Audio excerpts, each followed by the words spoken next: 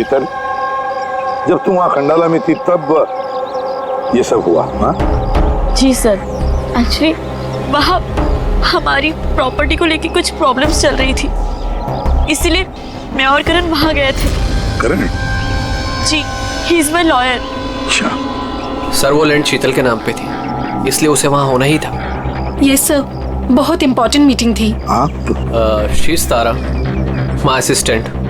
हाँ तो शीतल, जब तुम खंडाला में जा रही थी तब घर पर सिर्फ तुम्हारे पिताजी कल्याण जी और तुम्हारा भाई रे और ये मिथुन था, है ना? हाँ सर, एक्चुअली करीब 8 साल पहले एक एक्सीडेंट हुआ था जिसमें पापा की आईसाइट चली गई।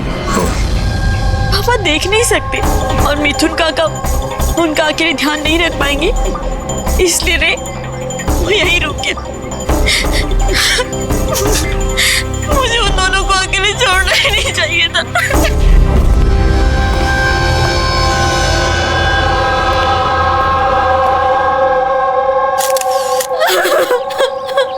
शांत हो जाओ।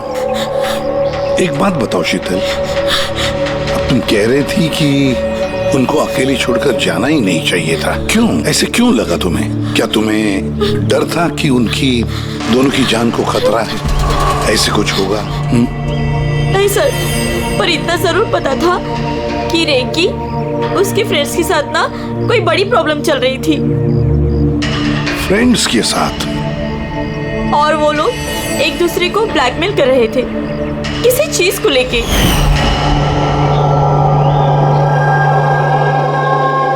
तू ऐसा हम लोग साथ कैसे कर सकता है?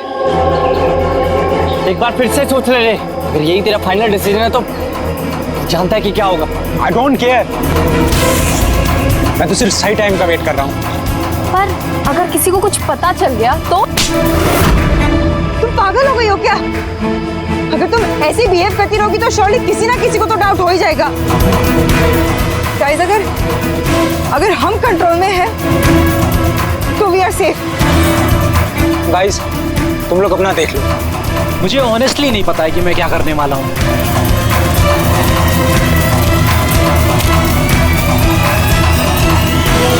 मुझे रे पे बिल्कुल भरोसा नहीं है। I can't trust him. अगर इसका मुंह खुला तो हम सब फंसेंगे, उससे पहले इसका मुंह बंद करना पड़ेगा। शीतल, जो भी तुम्हारे भाई के साथ हुआ उसका बहुत दुख होता है। I am so sorry. एक बार तुम्हारे पिताजी को होश आ जाए ना तो सारी बातें साफ हो जाएगी। वैसे मिथुन, कल रात तुम यहीं पर थे ना? क्या हुआ, क्या जरा ठीक से बताओ। शरीर पे कोई बड़ा घाव नहीं है, बस छोटी मोटी चोटें हैं, लेकिन हाँ फ्रैक्चर थोड़े ज्यादा है। समझ में नहीं आ रहा है इसकी मौत हुई कैसे? मैं अपना काम कर रहा था, अचानक लाइट चली गई और किसी ने मेरा मुंह बंद कर दिया। मैं बेहोश हो गया साहब। जब आँख खुली तो आप सामने थे, बाकी को कुछ याद नहीं आ रहा सर। ठीक है, रो मत। हाँ। सर, मौत की वजह तो पोस्टमार्टम के बाद ही पता चलेगी। कुछ समझ में नहीं आ रहा सर। जिसने भी खून किया है सोच समझ के किया है, बड़ा ही चालाक है खूनी। एक काम करते हैं, इस घर को फिर से अच्छी तरह से चेक करते हैं।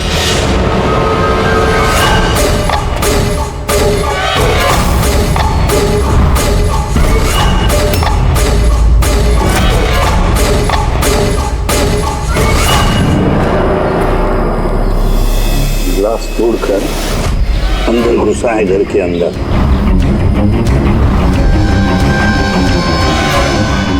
ये देखो, खून लगा है उसका अंदर घुसते वक्त या भाग जाते वक्त।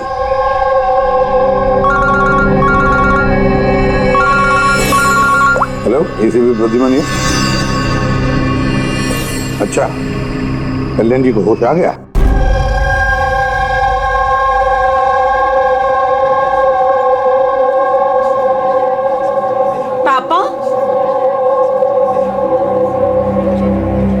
कल्याण जी, मैं सीआईडी से एसीपी प्रद्युमन। आप मुझे बता सकते हैं क्या हुआ? मैं अपने घर पर था, मुझे तो सिर्फ आवाजें सुनाई देती। रे जोर जोर से चिल्ला रहा था, चीजें यहाँ वहां फेंकी जा रही थी, बहुत शोर था, पता नहीं क्या क्या हो रहा था। और फिर सडनली बाएं हाथ से कोई भागकर आया और उसने मुझे चाकू मार दिया, शायद बाएं हाथ से। और इससे पहले कि मैं रे को कुछ रे ठीक है, रे ठीक तो है? शीतल, शीतल, शीतल तुम कुछ बोल क्यों नहीं रही? हे भगवान, हे भगवान। जो भी कुछ हुआ हम उसे बदल तो नहीं सकते, लेकिन जिसने भी आपकी बेटी की जान ली है उसे सजा दिलाने की पूरी कोशिश करेंगे। हाँ कल्याण जी, आपने कहा कि कोई बाएं साइड से आकर उसने आप पर चाकू का वार किया है, लेफ्ट हैंड साइड से। ये कुछ खास बात याद आती है उस आदमी के बारे में? हाँ, कोई खास बात? हाँ, वो जरूर लेफ्ट हैंडेड था, लेफ्ट हैंडेड था वो। ये आप कैसे कह सकते हैं? सर, मुझे पता चल जाता है, मेरी सेंसेस बहुत स्ट्रांग है। उसने जब मुझ पे वार किया, मैंने उसका हाथ पकड़ लिया था और वो इतना स्ट्रांग था, वो जरूर लेफ्ट हैंडेड था सर, 100% लेफ्ट हैंडेड था। तो क्या डॉक्टर साहब, ये जो जख्म है इनके शरीर पर, वो वाकई किसी खब्बू आदमी ने बनाया? यस सर, घाव के निशानों के हिसाब से यही लगता है। चलो सर, कुछ तो सुराग हाथ लगा। हाँ, ये चारों के चारों दोस्त रे को धमका रहे थे। गड़बड़ है, कुछ न कुछ तो गड़बड़ जरूर है इन चारों में।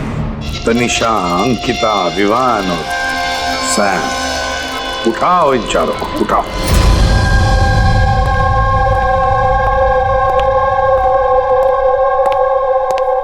नमस्ते सर।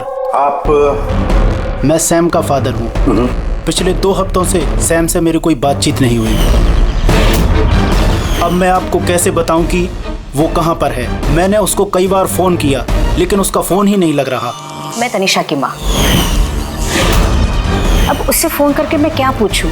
कि तनिषा ने खुद मुझे कहा था कि वो अपनी हॉलीडे एक्सटेंड कर रही है, कुछ दिन वो फ्रांस में रहना चाहती है। और मैं अंकिता का भाई हूँ, just for name sec. Sir, dad को बातों में फंसाकर 80% प्रॉपर्टी उसने अपने नाम पर कर ली। मैं क्यों फिक्र करूँ सर उसके बारे में? सर, मैं अंकिता के बारे में कुछ नहीं जानता। हाँ sir, what I just know is sir, वो 2 हफ्ते पहले दिल्ली गई हुई थी कुछ मार्शल आर्ट कैंप के लिए। जी सर, मैं विवान का फ्रेंड। उसके डैड के पास इतना पैसा है कि वो घूमता रहता है, होगा कहीं हॉलीडे पे। मतलब ये चारों पिछले 2 हफ्तों से शहर से बाहर है और आप में से कोई भी उनके टच में नहीं है। ठीक है, थैंक यू वेरी मच। आप लोग जा सकते हैं।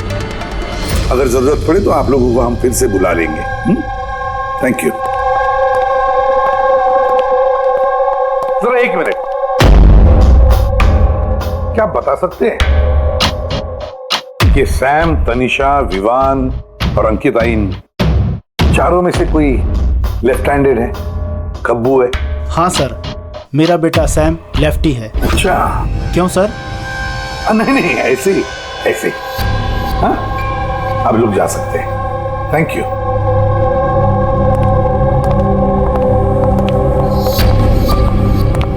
सर, कहीं ऐसा तो नहीं कि इन चारों ने मिलके रे को मार दिया हो सकता है सर, और उसी डर की वजह से ये चारों कहीं ना कहीं जाके छुप के बैठे होंगे। सर, ये चारों की लोकेशन का पता चल गया। सर, कल रात सैम, तनिषा, अंकिता और विवान, इन चारों की मोबाइल लोकेशंस शीतल के घर के 3 किलोमीटर के रेडियस में थी। सैम, तनिषा, अंकिता, विवान, रे, उन 5 में कोई एक राज छुपा हुआ है, कोई ऐसा राज जो वो 5 किसी को बताना नहीं चाहते थे। वो राज अपने पास ही रखना चाहते थे। हो सकता है ये रे कमजोर पड़ गया हो, बस तो राज किसी को पता ना चले। रे किसी को ना बताए इसलिए रे को खत्म कर दिया। ये पता करना होगा सर कि वो कौन सा राज था जिसकी वजह से रे की जान चली गई। सर एक बात समझ में नहीं आ रही है, ये चारों फरार क्यों हो गए? इन्हें तो खून करते हुए किसी ने देखा ही नहीं।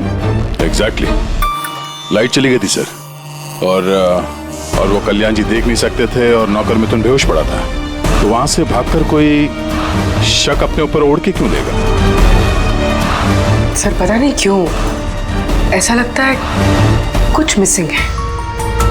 तो ट्रेस करना शुरू करते हैं सर। अगर ये शहर से बाहर गए हैं तो किसी railway station, airport, bus station, hotel से तो गए होंगे, तो उनके क्रेडिट कार्ड और डेबिट कार्ड के डिटेल्स निकलवाते हैं। कहीं से भी हो, जहां से भी हो, इन चारों की लोकेशन के बारे में हमें इंफॉर्मेशन चाहिए जल्द से जल्द। अब बोल सारुण क्या?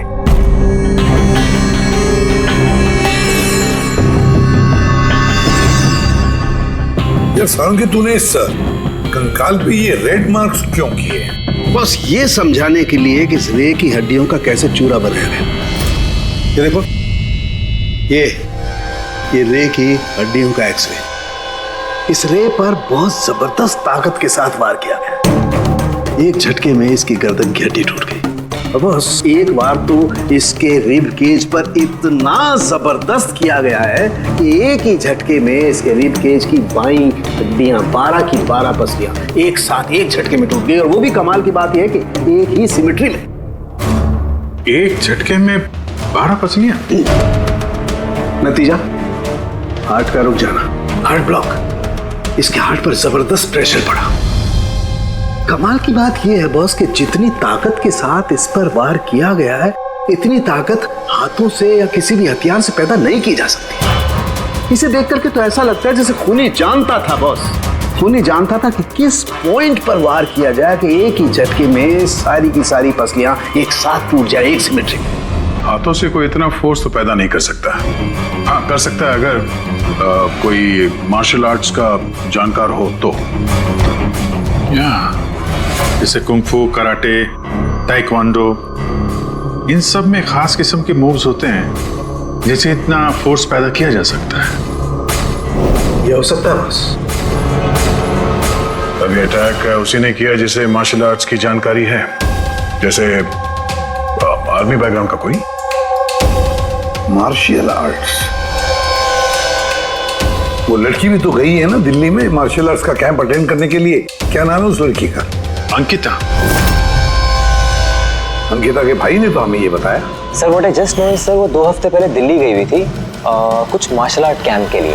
और सर कत्ल की रात उसका फोन शीतल के घर के आसपास ही था, उसी ने किया होगा। सैम के साथ मिलके। कल्याण जी पर जिसने भी चाकू का वार किया था वो आदमी खब्बू था, लेफ्ट हैंडेड। हाँ सर, मेरा बेटा सैम लेफ्टी है। ये हो सकता है क्योंकि शीतल के घर की जिस खिड़की पर से हमें वो ब्लड सैंपल मिला था, उसका डीएनए सैम के डैड के डीएनए के साथ मैच होता है। मतलब सैम वही था और अंकिता भी। बस अब हमें ये पता लगाना है कि ये सैम, तनीषा, अंकिता और विवान इस वक्त है कहां पर। अच्छा, आप कैब ड्राइवर, आप उस वक्त कहाँ थे?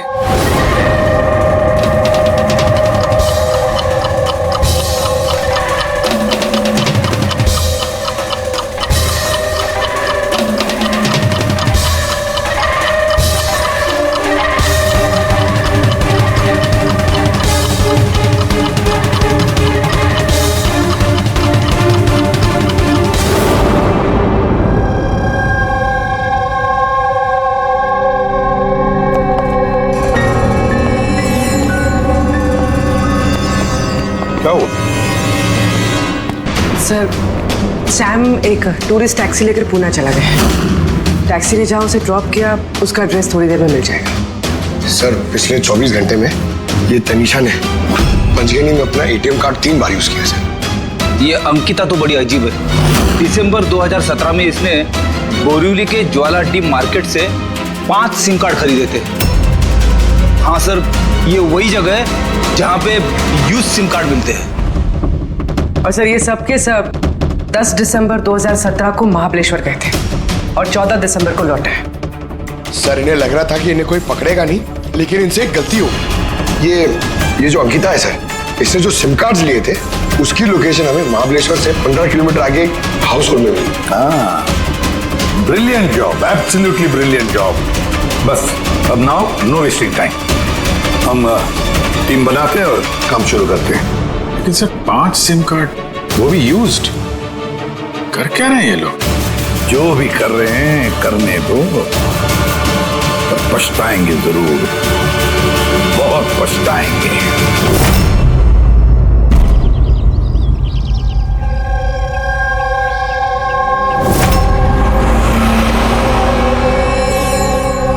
किसका फोन है? किसी विवान का है। विवान का कैसे हो सकता है? तुमने ठीक से सुना ना? अब उसने विवान कहा तो विवान ही होगा, मुझे क्या पता, आप बात करो। हेलो, कौन बोल रहा है? दूर, मैंने बोला था कि आज के बाद हम कांटेक्ट में नहीं आएंगे, तो कॉल क्यों किया? और तुझे पता कैसे चल रहा कि मैं यहाँ हूँ? ओके, तो वहीं रुक, मैं आ रहा हूँ।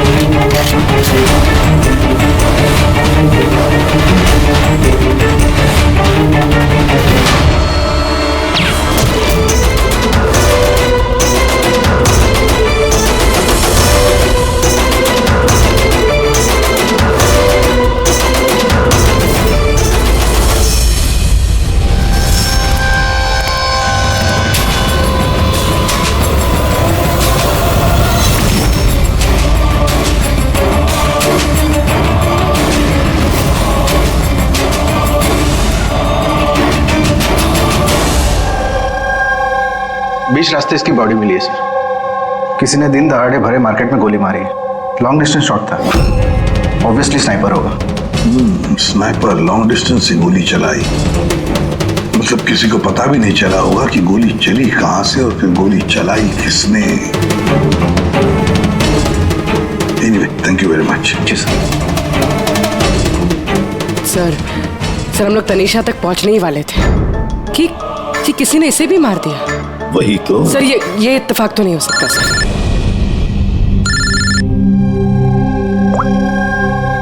हेलो, क्या? ठीक है।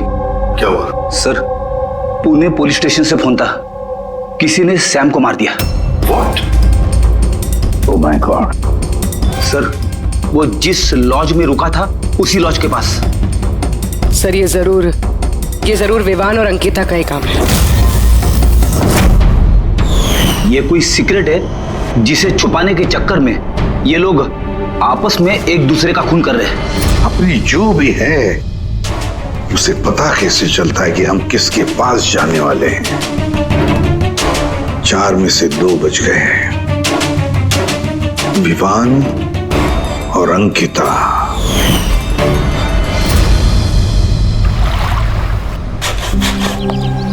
सबसे तो नहीं, मैं अंकिता से मिला था, उससे बात हुई थी मेरी। अंकिता से? जी। यही थी वो?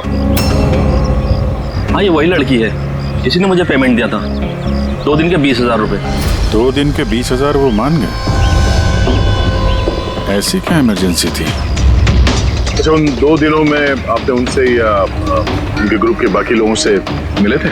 नहीं सर, मैं किसी से नहीं मिला।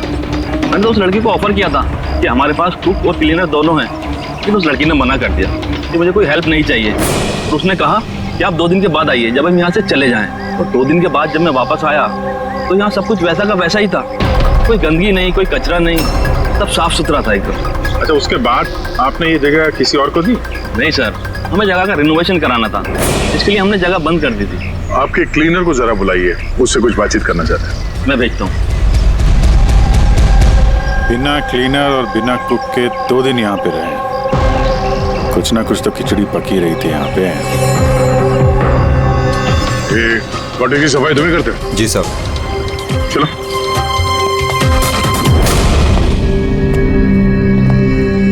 अच्छा, जब वो 5 लोग यहाँ से गए, उसके बाद जब तुमने यहाँ की साफ सफाई की तो कुछ मिला इधर उधर या कुछ अजीब लगा तुम्हें? नहीं सर, वो लोग तो बहुत अच्छे थे। जाने से पहले पूरी जगह को एकदम चकाचक साफ करके गए। पता नहीं कौन सा साबुन, क्या डिटर्जेंट यूज किया, पूरा घर चमका दिया था। वाह, हाँ, सफाई हो रही है। ये कौन सा डिटर्जेंट है मैडम जी? अरे कुछ नहीं, वो रात को पार्टी हुई थी ना तो ज्यादा गंदा हो गया है। तुम जाओ, हम कर लेंगे। एक मिनट। ये लो, ये लेके जाओ। हाँ, जाओ।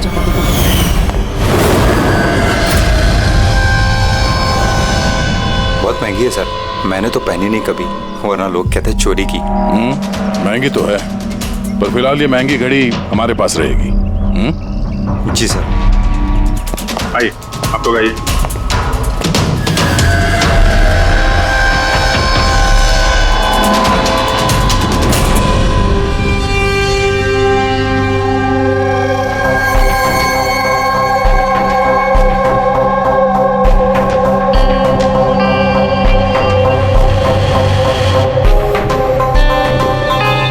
सर, सैम, तनीषा और रे तीनों का तो मर्डर हो गया है। अब बचे विवान और अंकिता। खूनी इन दोनों में से ही कोई हो सकता है। ये विवान ही होगा, उसी ने सैम को फोन करके लॉज के बाहर बुलाया था। तो जो भी हो, उसे पता कैसे चलता है कि हम कहाँ जाने वाले हैं, और जब भी हम वहां पहुंचते हैं तो उससे पहले ही वो वहां पहुंचकर फोन करके निकल जाता है। सैम किस लॉज में ठहरा है और तनीषा रोड पर कहाँ मिलेगी, ये सारी इन्फॉर्मेशन तो हमारे पास थी ना, उन तक कैसे पहुंची? सर शायद वो लोग एक दूसरे के कांटेक्ट में हो। नहीं पूर्वी, बिल्कुल नहीं, क्योंकि लॉज के मालिक ने बताया कि सैम को जब विवान का फोन आया तो सैम को झटका लग गया। मैंने बोला था कि आज के बाद हम कांटेक्ट में नहीं आएंगे। कॉल क्यों किया? बॉस, क्राइम सीन पर ये जो शोपीस मिला है, इस पर ऑक्सीजन प्रोड्यूसिंग डिटर्जेंट मिला है। इसे ऑक्सीजन प्रोड्यूसिंग डिटर्जेंट से साफ किया गया है। ये क्या है? रेडी एक ऐसा डिटर्जेंट होता है जिससे सारे के सारे एविडेंस एकदम साफ किए जा सकते हैं, खून के निशान तक। हमें कोई डीएनए नहीं मिल सकता। मतलब सर, ये हॉलिडे होम में खून हुआ था? एग्जैक्टली। और हाँ, ये घड़ी, इस पर अलग अलग लोगों की उंगलियों के निशान तो हैं ही, साथ ही इस पे मुझे किसी का डीएनए भी मिला है। तो शायद रे इसी खून का पर्दाफाश करने वाला होगा। पूर्व एक काम करो, ब्यूरो में जाओ, खून की रिपोर्ट्स चेक करो, मिसिंग पर्सन्स की रिपोर्ट्स चेक करो, देखो किसी भी रिपोर्ट में इस घड़ी का जिक्र किया है क्या। सर यार, इन 5 में से बचे हैं 2, विवान और अंकिता।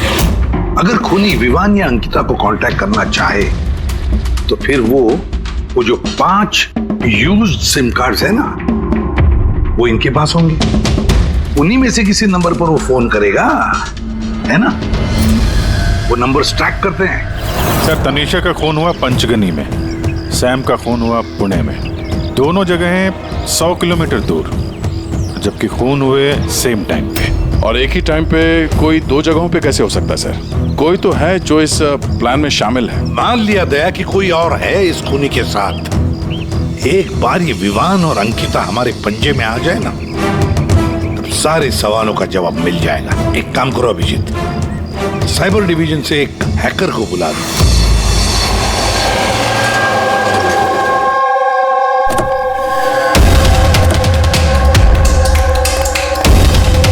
इसमें पूरे पैसे है ना?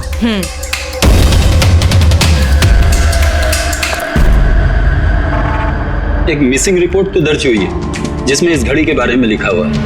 कोई रणधीर कुमार नाम का NRI था। कब फाइल हुई थी रिपोर्ट? 6 दिसंबर 2017। कोई करण जोशी ने फाइल की थी। जी ये देखिए।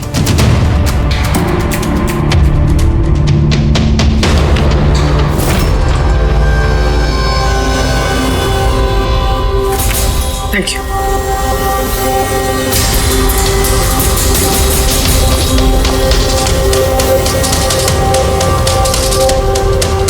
कहीं उन लोगों ने इस रणधीर को तो नहीं मार डाला?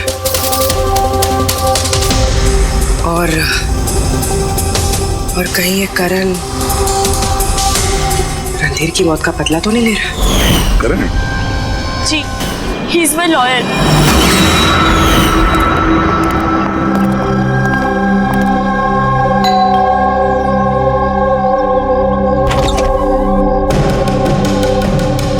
Good to see you. I hope इसमें पैसे पूरे हो गए। हाँ पूरे पैसे हैं। आओ अंदर। देखो हम लोग जहाँ भी जाते हैं उससे पहले खुनी को कैसे पता चल जाता है? मे बी आप लोगों की लोकेशन कोई ट्रैक कर रहा था। You mean GPS tracker? जी। Cell phone? Yes sir. एक काम करो, तो हमारे सेल फोन चेक करो।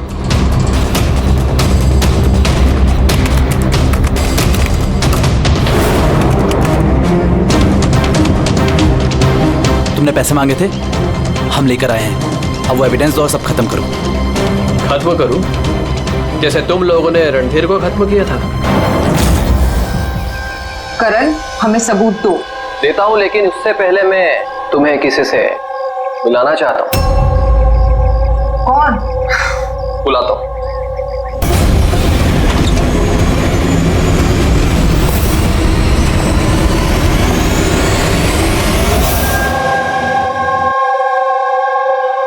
सर देखिए, आप लोगों के फोन हैक्ड हैं। व्हाट? हैक्ड? पर कैसे? आपके फोन में हिडन स्पाईवेयर है जिससे आपके सारे ईमेल्स, कॉल, मैसेजेस, सब चीजों को ट्रैक किया जा रहा था। लेकिन हमारे फोन हैक कौन कर सकता है और कब किए होंगे? फोन तो ज्यादातर हमारे साथ ही रहते हैं। एक minute Abhijeet, I see you. हमारे फोन्स को उसी वक्त उसने हैक किया है। और अभिजीत सर, दया सर, आप दोनों के फोन को शायद उसने ACP सर के फोन से हैक कर दिया होगा।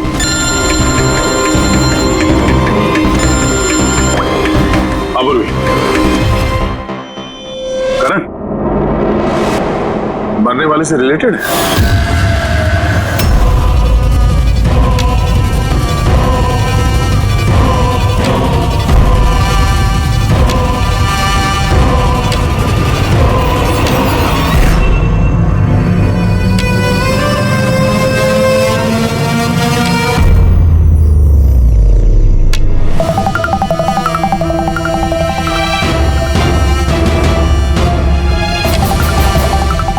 जो सजा रणधीर तुम लोगों को देने वाला था, अब हम तुम्हें देंगे।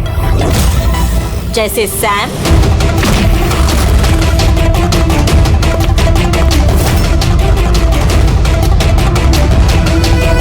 तनिषा और रे को दी।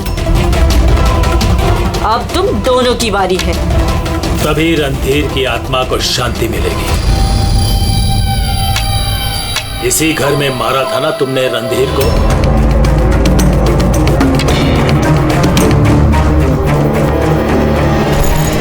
करण,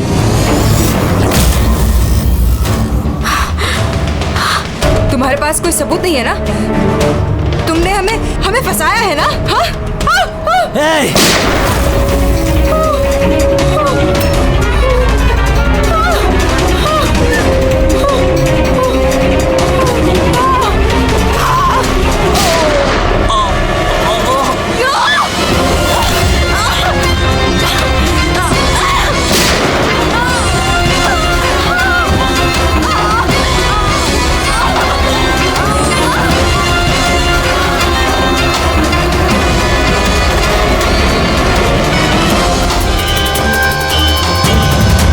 तुम्हें क्या मालूम? तुम तो देख भी नहीं सकते। पर आना तो पड़ेगा। बस यही प्रॉब्लम है आजकल के तुम जैसे नौजवानों की। बहुत जल्दी होती है तुम जैसे आजकल के नौजवानों को किसी भी नतीजे पे पहुंचने के लिए। ये पकड़ो। कौन कहता है कि तुम्हें देखने के लिए मुझे नजरों की जरूरत है?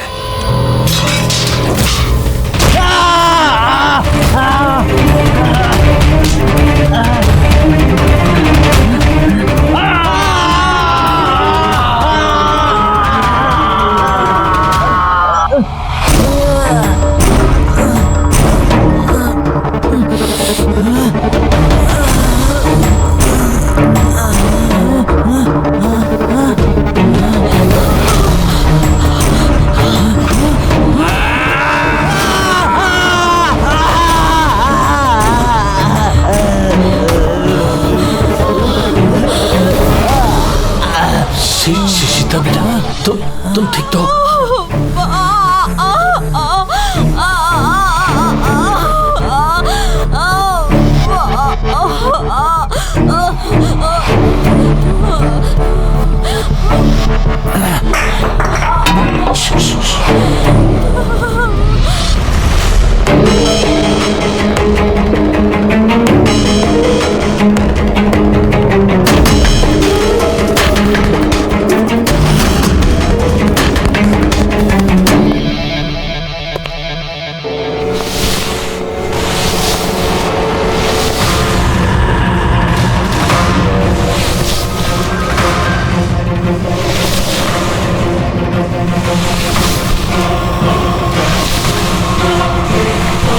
बरसों से मैं स्पेशल फोर्सेस में था। दुश्मनों को तो मैं चुटकी भर में सूंघ कर निकाल देता था। फिर तुम तो बच्चे हो।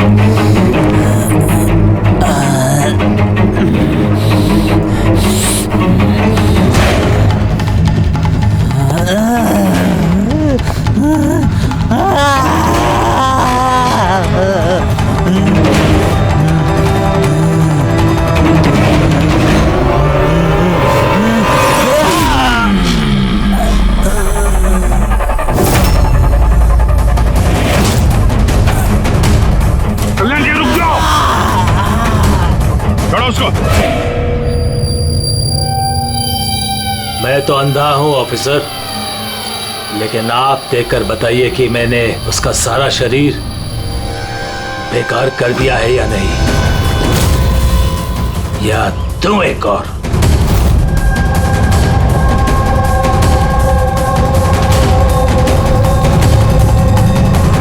शीतल, रणधीर तुम्हारा भाई था और कल्याण जी रणधीर तुम्हारा बेटा है ना। और ये सब करने के लिए तुमने सीआईडी का इस्तेमाल किया, क्यों? सही समझा आपने। रणधीर शीतल का भाई था और मेरा बेटा।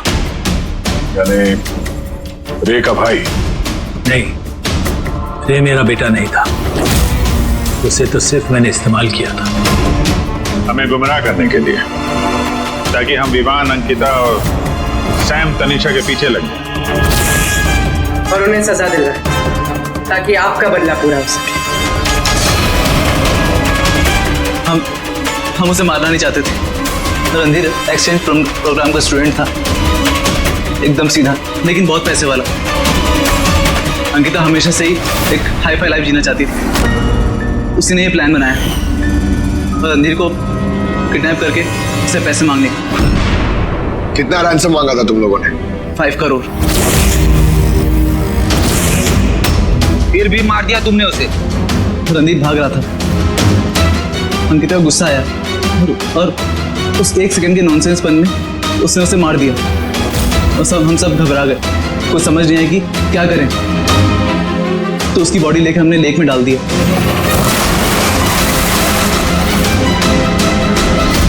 अरे कोई बात हजम नहीं हुई है? और यहीं पर तुम्हारा प्लान गड़बड़ हो गया। सर वो रणधीर की इंडिया में सारी रिस्पॉन्सिबिलिटी मेरी थी। कल्याण अंकल और शीतल तो न्यूयॉर्क में थे, लेकिन रणधीर का केयरटेकर मैं यहाँ था।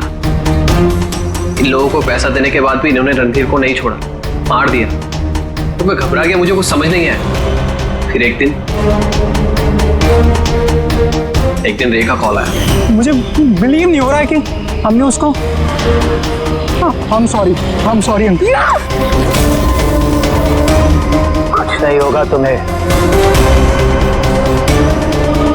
तुम सिर्फ हमें बता दो कि बाकी के दोस्त लोग कहाँ हैं।